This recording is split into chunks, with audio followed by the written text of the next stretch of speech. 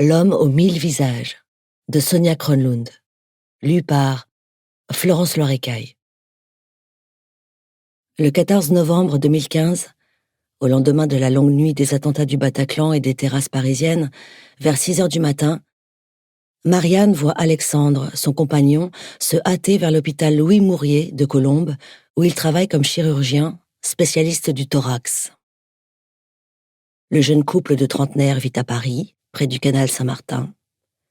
Ils partagent le grand studio tout blanc aux étagères de couleur que Marianne a acheté et refait à neuf il y a 2 ans. Elle est illustratrice, essaie de manger bio, fréquente les cinémas du canal et les expositions dont on parle.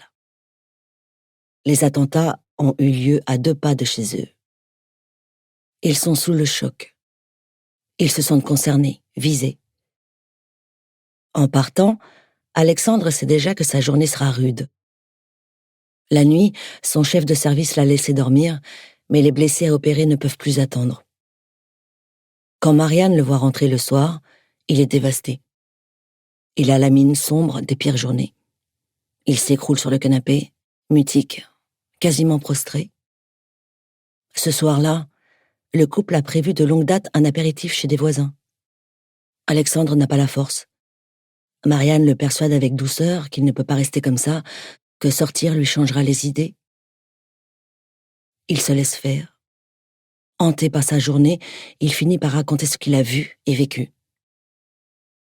Jamila et Olivier, les voisins, n'oublieront jamais cette soirée où tous sont en larmes quand Alexandre décrit les patients criblés de balles, mutilés ou paralysés qu'il a opérés. Il craque quand il évoque cette jeune fille blessée au Bataclan qu'il n'a pas réussi à sauver, morte sur la table d'opération. L'horreur, ensuite, d'annoncer au père le décès de son enfant. Les mots qu'il a fallu trouver. Jamila et Olivier sont frappés par sa modestie, son côté profil bas. Il a fait ce qu'il fallait, rien de plus, il garde la mesure. Ses années de jeunesse passées à faire de la médecine de guerre auprès de Médecins sans frontières l'ont aidé, dit-il, à trouver les bons gestes, la distance.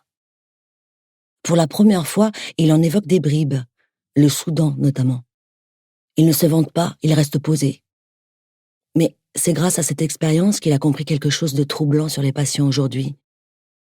Certaines des balles qu'il a extraites des corps n'ont pas été tirées par les terroristes, mais par des policiers.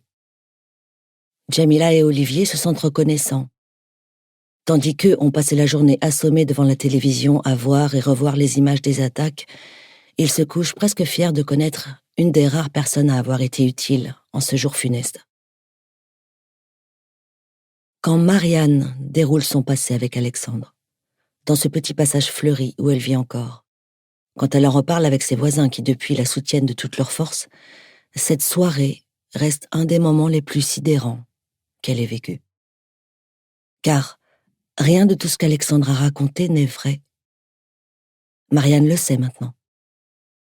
Alexandre n'a jamais mis les pieds dans cet hôpital. Il n'est pas médecin. Il ne s'appelle même pas Alexandre.